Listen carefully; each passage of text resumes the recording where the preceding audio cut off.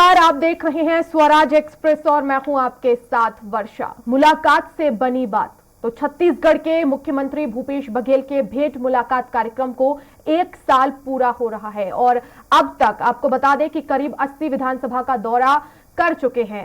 1 साल पहले 4 मई 2022 को मुख्यमंत्री ने भेंट मुलाकात कार्यक्रम की शुरुआत की थी और मुख्यमंत्री ने अपने अभियान की शुरुआत सरगुजा संभाग के बलरामपुर जिला अंतर्गत सामरी विधानसभा से की। देखिए रिपोर्ट।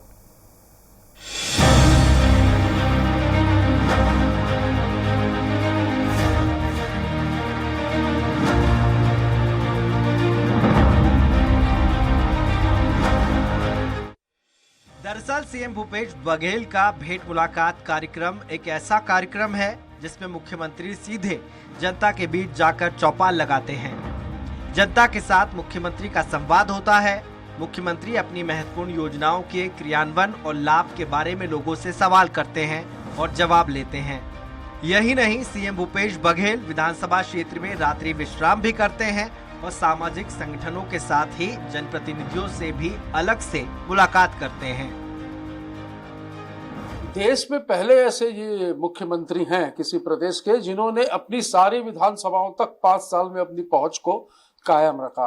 वो सारी विधानसभाओं में गए, जाकर वहां पर उन्होंने देखा, जनता से रूबरू हुए, जनप्रतिनिधियों से रूबरू हुए। वहां पर जाकर उन्होंने जो प्रदेश में जो जन कल्याणकारी योजनाएं चला रही उसका लाभ छोर में बैठे उस व्यक्ति को मिल रहा है कि नहीं मिल रहा है, इसकी जानकारी ली स्वयं। मुख्यमंत्री ने अपने अभियान की शुरुआत 4 मई को सरगुजा संभाग के बलरामपुर जिला के तहत सामरी विधानसभा से की थी। पहले चरण में अभियान के दौरान सरगुजा अंचल के सभी आधा दर्जन विधानसभाओं में लोगों से भेंट मुलाकात कर उनकी समस्याओं का समाधान उन्होंने किया। फिर बस्तर संभाग के सभी विधानसभाओं में दौरा कर आदिवासी क्षेत्रों में सरकारी योजनाओं के क्रियान्वयन की जमीनी हकीकत से रूबरू हुए। देखिए, छत्तीसगढ़ प्रदेश के निर्माण के बाद से पहले मुख्यमंत्री है जो हर विधानसभाओं में न सिर्फ जा रहे हैं बल्कि उनकी योजनाएं जमीनी हकीकत में क्या है, उसका क्या लाभ जनता को मिल पा रहा है कि नहीं मिल पा रहा है। और लोकतंत्र का इतना सुंदर माहौल कि आम आदमी जो अंतिम छोर का जो हितग्राही है, चाहे महिला हो, पुरुष हो, सियान हो, दाई हो, वो सारे लोग आके जो अपनी वेदना बताते हैं, जो अपनी अच्छाई बताते हैं, जो शासन की योजनाओं से लाभ बताते हैं, वो सब चीजों का एक आकलन सही जमीनी स्तर पे हो पा रहा है। तो ये भेंट मुलाकात के माध्यम से हो पा रहा है। सीएम भूपेश बघेल ने भेंट मुलाकात के दौरान लोगों की समस्याएं तो सुनी ही, साथ ही उनकी मांगों के अनुरूप विभिन्न विकास कार्यों की सौगात दी। वहीं असाध्य बीमारियों से जूझ रहे आर्थिक रूप से कमजोर लोगों को सीधे इलाज के लिए राशि मुहैया भी कराई। इसके अलावा लापरवाह सरकारी अधिकारी और कर्मचारियों पर भी सख्ती बरतते हुए कार्रवाई की। माननीय मुख्यमंत्री भूपेश बघेल जी की छवि एक बड़े जन नेता के रूप में इस प्रदेश में बन चुकी है और साथ ही देश में ही बन चुकी है। माननीय मुख्यमंत्री भूपेश बघेल जी ने जनहित के लिए जितने भी काम किए, हर वर्ग को किसी न किसी प्रकार से लाभ देने का प्रयास माननीय मुख्यमंत्री भूपेश बघेल जी ने किया है। और साथ ही साथ वो जो है चौपालों के माध्यम से और जगह जगह जाकर, हर विधानसभा में जाकर अपने किए हुए कार्यों की जो फीडबैक है उसको भी लेने का प्रयास लगातार मुख्यमंत्री भूपेश बघेल जी कर रहे हैं। देखिए, मुख्यमंत्री भूपेश बघेल जी भेंट मुलाकात कार्यक्रम के माध्यम से जनता के बीच जा रहे हैं, सीधा संवाद स्थापित कर रहे हैं, सरकार की योजना जनता से को कितना लाभ मिले इस पर चर्चा कर रहे हैं, जो हितग्राही हैं उनसे चर्चा कर रहे हैं और साथ में जो जनता की समस्याएं आ रही है उसका त्वरित निराकरण कर रहे हैं। और लगभग 80 विधानसभा क्षेत्रों में ये भेंट मुलाकात कार्यक्रम संपन्न हो गया है और सरकार के कामों को लेकर जनता संतुष्ट है और सरकार पर भरोसा कर रही है। भेंट मुलाकात के इस क्रम में जाहिर है मुख्यमंत्री प्रत्यक्ष रूप से ग्राउंड पर जाकर विधायकों की जनता के बीच मौजूदगी और सरकार की स्थिति का आकलन कर रहे हैं। क्रम अभी जारी है। करीब 1.5 दर्जन विधानसभा अभी बाकी है जहां मुख्यमंत्री को भेंट मुलाकात के लिए जाना है। सीएम भूपेश बघेल भेंट मुलाकात के दौरान सरकार के साथ ही संगठन की नब्ज की भी जांच कर रहे हैं ताकि संगठन की कमियों और कार्यकर्ताओं की शिकायतों को दूर कर सके। इस दौरान जनता को विकास कार्यों की सौगात भी दे रहे हैं। Bureau report, Swaraj express. तो मुख्यमंत्री भूपेश बघेल की भेंट मुलाकात का जो कार्यक्रम है उसको अब 1 साल पूरा हो गया है और इस दौरान उन्होंने कई सौगातें भी दी हैं, लोगों से सीधे संवाद भी किया है, उनकी समस्याओं को भी हल किया है। तो आज इसी मुद्दे पर हम चर्चा करेंगे। हमारे साथ धनंजय सिंह ठाकुर कांग्रेस प्रवक्ता जुड़ गए हैं, साथ ही साथ वरिष्ठ पत्रकार अनिरुद्ध दुबे जी जुड़ गए हैं। आप दोनों का ही बहुत बहुत स्वागत है। सबसे पहले चर्चा की शुरुआत वरिष्ठ पत्रकार अनिरुद्ध दुबे जी से करूंगी। दुबे जी, क्योंकि 1 साल पूरा हो गया है भेंट मुलाकात के तहत और ऐसे में सीएम भूपेश बघेल खुद जनता के बीच पहुंच रहे हैं, लोगों से संवाद कर रहे हैं और जनता की जो भी समस्याएं हैं, जो भी जरूरतें हैं, उन्हें पूरा कर रहे हैं। तो जाहिर तौर पर क्योंकि अब तो चुनाव भी आने वाले हैं तो इसका सीधा फायदा इसको पार्टी को मिल सकता है इसका, और जनता के लिए भी बहुत अच्छा कि खुद सीएम उनके पास पहुंच रहे हैं और उनकी समस्याओं को सुन रहे हैं।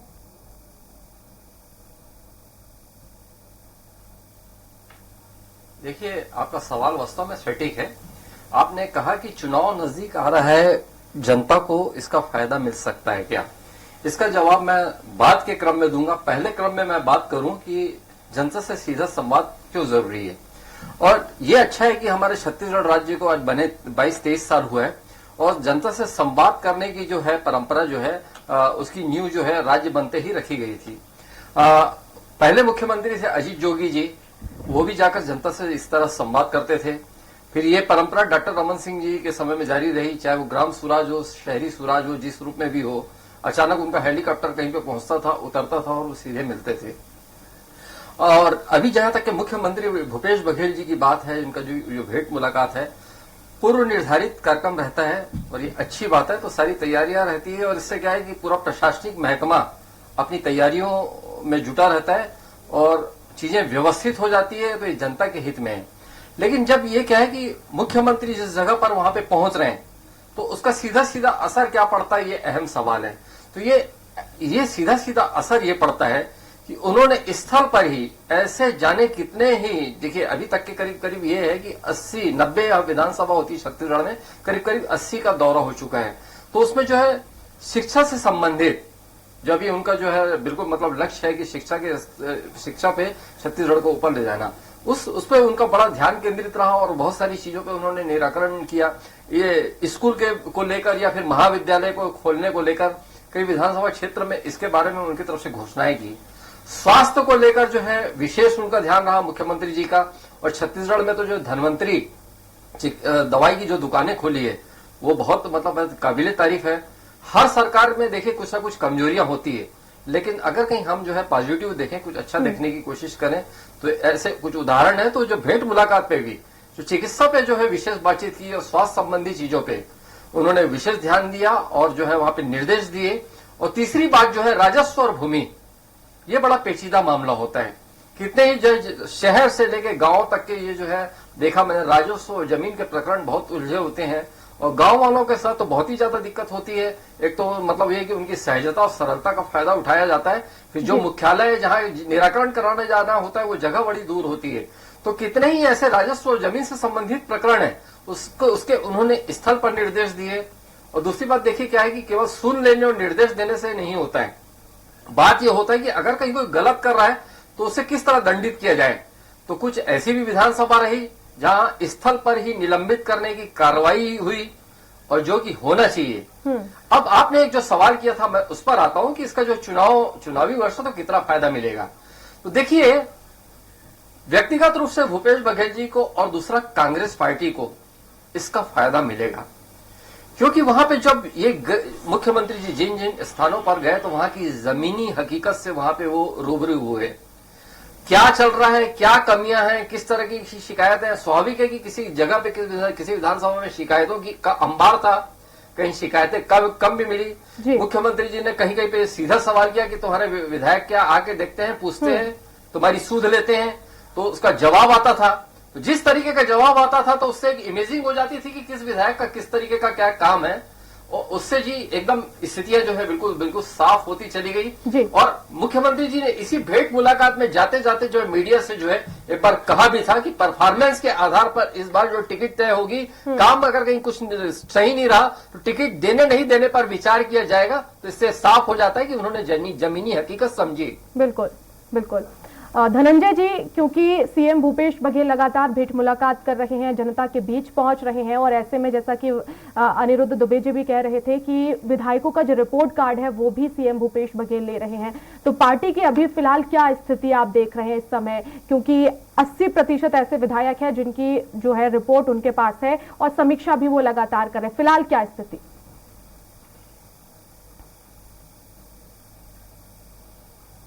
देखिए वर्षा जी, अगर हम भेंट मुलाकात कार्यक्रम पर चर्चा कर रहे हैं और माननीय मुख्यमंत्री भूपेश बघेल जी ने जो 4 मई को भेंट मुलाकात कार्यक्रम की शुरुआत की थी, वो आज लगभग 1 साल पूरा हो गया है। ये 1 साल में 365 दिन होते हैं। आप देखेंगे लगातार लगभग 80 विधानसभा क्षेत्र है जहां मुख्यमंत्री भूपेश बघेल जी जाते हैं, और जाने का भी आप देखिएगा उनकी जो प्रोग्राम्स होते हैं, पहले डिक्लेयर होता है कि फला तारीख को फला विधानसभा में मुख्यमंत्री जी आएंगे, भेंट मुलाकात कार्यक्रम में रहेंगे, और पूरे जनता को उस विधानसभा के सूचित किया जाता है कि मुख्यमंत्री जी आ रहे हैं। तो वहां पे जो जनता का जो जनसलाभ उमड़ता है मुख्यमंत्री जी के को सुनने के लिए, अपनी बात मुख्यमंत्री जी को रखने के लिए और सरकार की योजनाओं के संदर्भ में जानकारी देने के लिए, ये एक अच्छी शुरुआत भूपेश बघेल जी ने की है। क्योंकि अभी तक हमने देखा जो 15 साल की जो सरकार थी, वो जब जनता के बीच जाती थी तो जनता को पता नहीं चल पाता था। वो कुछ लोगों को पता चलता था और वहां से मुलाकात करके वो लौट आते थे और उसको विकास यात्रा का नाम देते थे। उसका असर क्या हुआ सबको पता है। हमारे मुख्यमंत्री भूपेश बघेल जब जाते हैं तो एक उनकी तारीख की घोषणा होती है, जनता को पता चलता है, समाचारों में पता चलता है, अखबारों में विज्ञापन उसके आते हैं, स्थान का पता चलता है कहाँ मुलाकात होगी, और एक बड़ा जनसैलाब के साथ मुख्यमंत्री भूपेश बघेल सीधा संवाद करते हैं। और संवाद का जब करते हैं तो उसमें स्थानीय बोली भाषा भी होता है। छत्तीसगढ़ की भाषा छत्तीसगढ़ी है, उसमें भी संवाद करते हैं, हिंदी भाषा में भी संवाद करते हैं। तो आप देखेंगे जनता के भी जो प्रतिसाद हमारी सरकार को जो मिला है, चाहे मैं आत्मा स्कूल को लेकर जो लोगों को उत्साह है, हर विधानसभा क्षेत्र की जनता अपने क्षेत्र में आत्मा स्कूल खोलने की मांग मुख्यमंत्री भूपेश बघेल जी कर रहे हैं, जो अंग्रेजी माध्यम स्कूल है, और जो तेंदुपत्ता तक जो मानक दर बढ़ाया गया है, जो कृषि कार्यों को आज लाभकारी बनाया गया है, जो बिजली विभाग की सुविधाएं हैं, जो 2 रुपए किलो में गोबर खरीदी हो रही है, उसके साथ साथ जो आंगनबाड़ी कार्यकर्ता, मितानिन कार्यकर्ता का वेतन जो बढ़ाया गया है, साथ में युवाओं को सरकारी नौकरी का जो अवसर हमारी सरकार ने दी है, तो हर विषय में चर्चा होती है। उसके साथ जो सरकार की योजनाएं हैं, उस योजना के जो हितग्राही जो होते हैं, वो स्वयं खड़े होकर बताते हैं कि मैं फलाना योजना का, मान लो कोई गोधन योजना के साथ जुड़ के काम कर रही, कोई महिला स्व सहायता समूह की हमारी बहनें हैं, वो वहां पर आती है और मुख्यमंत्री जी को इस योजना के बारे में बताते हैं कि फला योजना से जुड़ने से मुझे ये आर्थिक लाभ हुआ है। और गोबर की खरीदी करने से जो हमारी जो सनातन की जो परंपरा है, जैसे गोबर से पेंट बन रहा है और गोबर से जो हम लिपाई पुताई करने काम करते हैं, तो पेंट बनने से क्या होता है, गोबर की पुताई वहां पे हो रही है, साथ में जो गौ माता की सेवा वहां पे हो रही है। तो सरकार के जब सीधे संवाद होती है, उसके साथ जो मुख्यमंत्री से लोगों की जो अपेक्षाएं हैं, किसी को लगता है कि उनका कोई राशन कार्ड नहीं बन पाया किसी वजह से, तो मुख्यमंत्री जी उस राशन कार्ड नहीं बनने की जानकारी को वहां पे लेते हैं और तत्काल राशन कार्ड वहीं पे उनको दिया जाता है। किसी की बिजली में कोई मान लो समस्या आती है, मुख्यमंत्री जी उसको वहां पे निराकरण करते हैं। किसी को स्वास्थ्यगत परेशानी है तो हमारी योजना के तहत उसको लाभ मिलता है। उसके अलावा मुख्यमंत्री जी अनुदान देकर भी उनके इलाज कराने की घोषणा करते हैं। कहीं पे कोई समाज अपने भवन की मांग रहा है, मान लो कोई साहू समाज है, ठाकुर समाज है, ब्राह्मण समाज है, या कोई भी समाज के लोग हैं, समूह के साथ मिलते हैं मुख्यमंत्री जी से और अपने लिए भवन की मांग करते हैं, तो भवन की मांगों को वहीं पे पूरा किया जाता है। अगर युवक खेल मैदान मांगता है तो खेल मैदान दिया जाता है। बच्चियां अगर कोई अच्छे से मैदान की बात करते तो उनको तो इस जो योजनाएं हैं और हमारी सरकार की योजना से जनता का जो खुशहाली वहां पर दिखता है, उत्साह जो दिखता है, और जो जब भीड़ एक नारा लगाती कि भूपेश है तो भरोसा है, तो हमारा सीना जो चौड़ा हो जाता है। और निश्चित तौर पर जो 80 विधानसभा में हमारे अभी तक कार्यक्रम हुए हैं, जनता का अच्छा प्रसाद मिला है। जनता हमारे मुख्यमंत्री भूपेश बघेल जी कामों से खुश है, विधायकों के कामों से भी खुश है। विधायक जो जनता के बीच चाहे कोविड काल के दौरान हो या जब भी परिस्थितियां विपरीत हुई, तो जो जनप्रतिनिधि होने का जो दायित्व निभाते हैं, जैसे कोविड काल में हमारे विधायकों ने घर घर पहुंचकर राशन पहुंचाया, जो व्यक्ति कोविड से पीड़ित हो उनको हॉस्पिटल पहुंचाने का काम किया, ऑक्सीजन देने का काम किया, दवाइयां पहुंचाई है, उनके लिए एम्बुलेंस की व्यवस्था की है। तो ये सारे फीडबैक जो वहां पे मिलते हैं, तो ये स्पष्ट है कि सरकार के कामों से जनता खुश है, विधायकों के कामों से खुश है। और 2023 में हम भूपेश बघेल जी कामों के दम पर पुनः यहाँ पे 75 सीट से अधिक जीतकर सरकार बनाएंगे। ठीक है धनंजय जी, लेकिन यहाँ पर क्योंकि सीएम भूपेश बघेल लोगों की समस्याएं तो हल करते हैं, जो भी जरूरत होती है उसे भी पूरा कर रहे हैं, लेकिन अधिकारियों को भी जरूरी दिशा निर्देश है वो भी देते हैं, लेकिन क्या उसके बाद सीएम के निर्देश के बाद भी वो चीज वहां पर हुई, जो जरूरी चीजें थी उनकी पूर्ति जनता तक हुई कि नहीं, इसकी भी कोई समीक्षा की जाती है?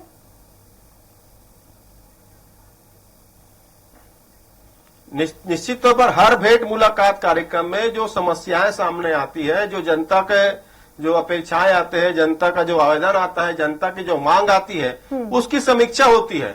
अगर किसी अधिकारी के खिलाफ कोई शिकायत हुआ, जैसे घटना में बताना चाहूंगा, जब भेंट मुलाकात कार्यक्रम की शुरुआत हुई थी, उसके 2-3 या 4 भेंट मुलाकात के बाद में एक जगह तहसीलदार को लेकर शिकायत हुआ, तत्काल उसके वहां पे कार्रवाई किया गया। कई पटवारी के द्वारा किसान को परेशान करने की बात की शिकायत हुई तो पटवारी पे कार्रवाई किया गया, और कई जगह अधिकारियों को पुरस्कृत भी किया गया है, जो अधिकारी सरकार की योजनाओं को जनता तक पहुंचाने में अपना उत्तरदायित्व का निर्वहन कर रहे हैं, अपनी जिम्मेदारियों का निर्वहन कर रहे हैं और उस योजना से उस हितग्राही को लाभान्वित कर रहे हैं। ऐसे जो हम अधिकारियों को पुरस्कृत भी किया गया है।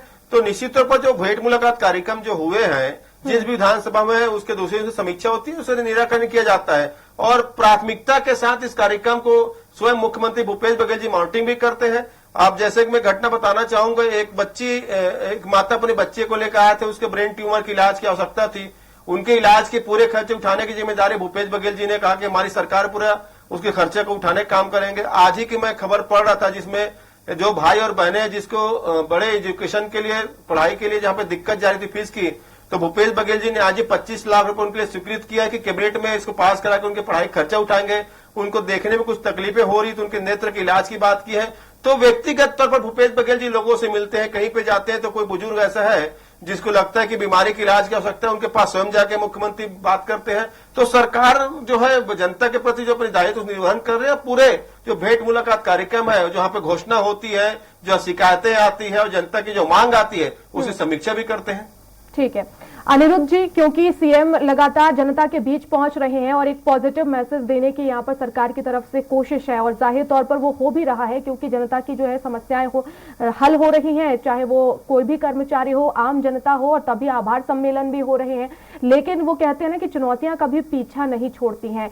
तो आने वाले 2023 को लेकर क्या कुछ चुनौतियां अभी भी सीएम भूपेश बघेल के सामने है? क्योंकि आदिवासी आरक्षण का भी एक मुद्दा गरमाया हुआ था और उसके बाद ईडी की जो कार्रवाई कांग्रेस नेताओं के खिलाफ हो रही है वो भी, और साथ ही साथ तमाम ऐसे जो भर्तियां थी उसको लेकर भी कहीं ना कहीं युवाओं में जो है वो नाराजगी थी। अभी भी क्या सीएम भूपेश बघेल के सामने कुछ चुनौतियां हैं?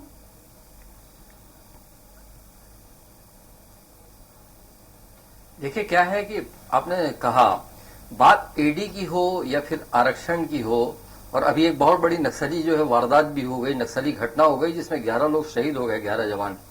मतलब एक तरफ भेंट मुलाकात चल रही थी तो ये सब बहुत सारे जो घटनाक्रम भी रहे।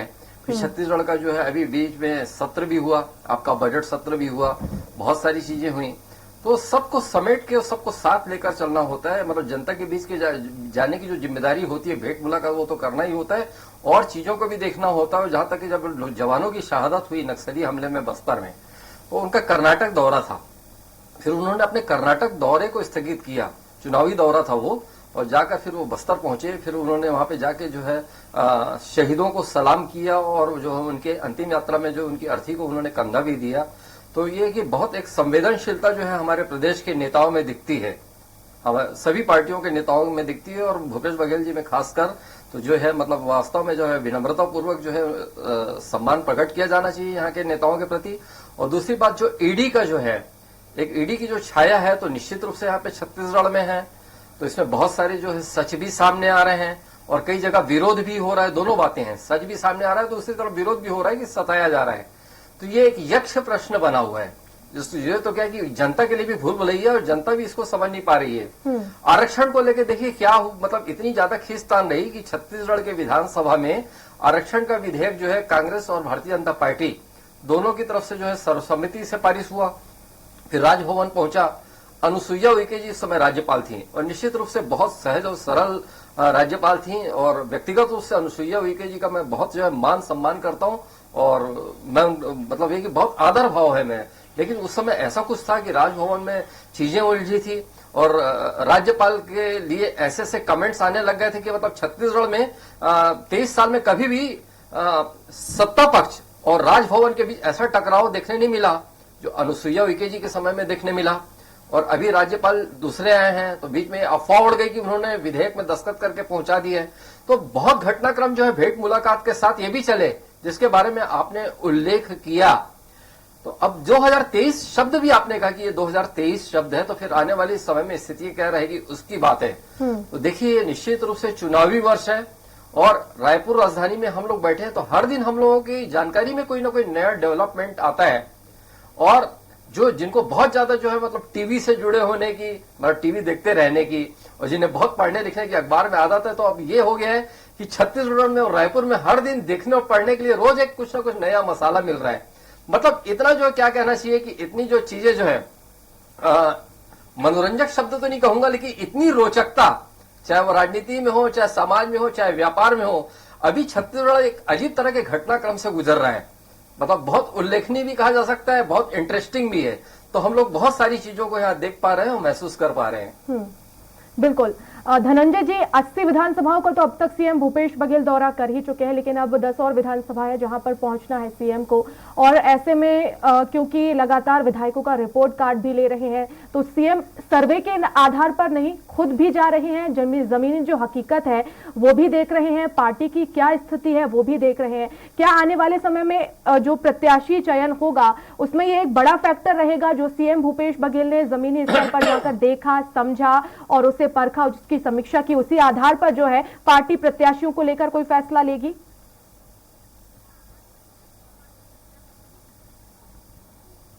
देखिए, प्रत्याशी चयन के लिए पार्टी के एक अपने मापदंड होता है, एक रणनीति होती है, कमेटी होती है, और उस आधार पर प्रत्याशियों का चयन किया जाता है।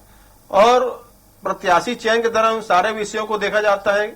निश्चित तौर पर जो प्रत्याशी चयन की प्रक्रिया है वो पार्टी का काम है, लेकिन अभी जो भूपेश बघेल जी भेंट मुलाकात कार्यक्रम में जा रहे हैं, इससे स्पष्ट है कि सरकार के कामों से, चाहे किसान की बात कर लूं मैं, क्योंकि प्रदेश में भूपेश बघेल जी जब शपथ लेते हैं मुख्यमंत्री के, उसके बाद 20 लाख किसानों को कर्ज माफी की घोषणा करते, मतलब 20 लाख किसान परिवार यानी लगभग 1 करोड़ के आसपास जनता को कर्ज से मुक्ति का लाभ मिलता है और लगभग 11,000 करोड़ की कर्ज माफी होती है। हम मैं बिजली बिल हाफ योजना की बात कर लूं तो इस प्रदेश के 44 लाख घरेलू उपभोक्ता, मतलब मान के चल सकते हैं कि 2.5 करोड़ से लगभग जनताओं को इस योजना का लाभ मिल रहा है। अगर मैं गोधन योजना की मैं बात करता हूं तो आप देखेंगे जहां इससे 1 लाख से अधिक बहनें जुड़कर जो स्वसहायता समूह की बहनें लाभान्वित हो रही है, साथ में गौपालक लाभान्वित हो रहे हैं, पशुधन को इससे सुरक्षा मिल रही है। मतलब प्रदेश के जो 20,000 गांव हैं, उस 20,000 गांव में लगभग 10,000 के करीब ऐसे गांव हैं जहां पे गोठानों का निर्माण हमारी सरकार के द्वारा किया गया, भूपेश बघेल जी के द्वारा किया गया है। उन गोठानों के जो जगह आरक्षित की गई है, वहां पे आप देखेंगे जो परंपरागत जो काम करने वाले लोग हैं, जैसे मोची हो गया, बढ़ाई हो गया है, लोहार हो गया है, इन लोगों को वहां पे व्यवसाय बनाने के लिए हमारी सरकार ने मदद करने का काम किया है। तेलघानी बोर्ड के द्वारा पे तेल पिराई काम किया जा रहा है। तो स्वाभाविक सी बात, जो सरकार की योजना है उसकी लाभान्वितों की संख्या ज्यादा। अगर हम धान की कीमत 2500 दी है पहली बार में, तो आज देखेंगे इस प्रदेश में 27 लाख किसान को सीधा सीधा उसका लाभ मिल रहा है। यानी कि प्रदेश की 80% आबादी जो है किसानी से जो जुड़ा हुआ है वो लाभान्वित हुआ है। और हम आने वाले समय जो 20 क्विंटल धान खरीदने जा रहे हैं, ये भी किसानों के लिए सोने पर सुहागा वाली स्थिति है। और जब किसान के जेब में पैसा डालने का हमारी सरकार ने किया, अभी लगभग 2 लाख करोड़ रुपए की राशि विभिन्न योजनाओं के माध्यम से हमारी सरकार ने किसानों के जेब में डाला है। स्वाभाविक बात है, जब किसान के जेब में पैसा था तो इस प्रदेश के व्यापार में रौनक आई है। चाहे मैं सीमेंट के व्यापार की बात कर लूं, मैं लोहे स्टील की बात कर लूं, चाहे सोने चांदी के व्यापार की बात कर लूं, कपड़ा व्यापार की बात कर लूं, या ऑटोमोबाइल सेक्टर की बात कर लूं, या जमीन खरीदने की बात कर लूं, किसानों ने लाभान्वित होकर जमीनें खरीद कर, मतलब पैसे का जो फ्लो जो हुआ है, जब केंद्र सरकार की गलत नीतियों के चलते देश भर में आर्थिक मंदी है, हमारा प्रदेश खुशहाल है, हमारे प्रदेश के व्यापारी खुशहाल है, हमारे प्रदेश के किसान खुशहाल है, हमारे प्रदेश के श्रमिक भाई खुशहाल है, हमारे प्रदेश की महिलाएं खुशहाल है, शासकीय कर्मचारी भी हमारे प्रदेश से खुशहाल है। क्योंकि ओल्ड पेंशन स्कीम जब हमारी सरकार ने लागू किया तो यहाँ के शासकीय कर्मचारियों को चुनने का अधिकार दिया, आजादी की क्यों न्यू पेंशन स्कीम में जाना चाहते हैं कि ओल्ड पेंशन स्कीम में, और 98% के आसपास कर्मचारियों ने ओल्ड पेंशन स्कीम को चुनने का काम किया है। और उसके बाद जो वर्षों से लंबित जो मांग थे आंगनबाड़ी कार्यकर्ताओं के, मितानिनों के, कोटवार भाइयों के, पटेल ग्राम पटेलों के, और जो हमारे होमगार्ड के जवान हैं, होमगार्ड के जवान के इस समय समझिएगा लगभग 6,500 रुपए वेतन में वृद्धि हुआ है, जो आज तक नहीं हुआ है। तो हमारी सरकार हर किसी के साथ न्याय करती है, चाहे वो मजदूर जिनके पास किसी भूमि नहीं हो, वो गांव में रहने वाला पंडित जो दिवाली में पूजा करता हो, उसको भी हमारी सरकार अपनी योजना के माध्यम से 7,000 रुपए सालाना दे रही है। तो बताने का तात्पर्य यह है कि हमारी सरकार जो कहती है उसे पूरा करती है। चलिए ठीक है, बहुत शुक्रिया। और उसके लाभान्वित की संख्या ज्यादा, मैं समझता हूँ प्रदेश का हर व्यक्ति, कोई व्यक्ति या कोई परिवार नहीं बोल सकता मुझे सरकार की योजनाओं का लाभ नहीं मिल रहा है। किसी को किसी योजना का लाभ मिल रहा है, किसी को किसी योजना का लाभ मिल ठीक रहा है, है। 1 साल पूरा हो गया है, मुबारकबाद आपको। अब आने वाले समय में देखना होगा कि इसका क्या परिणाम होगा। बहुत शुक्रिया जुड़ने के लिए, समय देने के लिए, और अनिरुद्ध जी आपका भी बहुत शुक्रिया समय देने के लिए। तो सीएम भूपेश बघेल के भेंट मुलाकात कार्यक्रम का 1 साल पूरा हो गया है। जनता से सीधा संवाद कर रहे हैं, जनता को सौगातें दे रहे हैं, जो भी समस्याएं हैं उनका हल कर रहे हैं। तो जनता को तो सीधा फायदा हो रहा है, लेकिन 2023 में अंत में जो विधानसभा चुनाव है उसमें पार्टी को कितना इसका जो है फायदा मिलेगा, ये देखने वाली बात होगी। फिलहाल आज के लिए इतना ही। नमस्कार।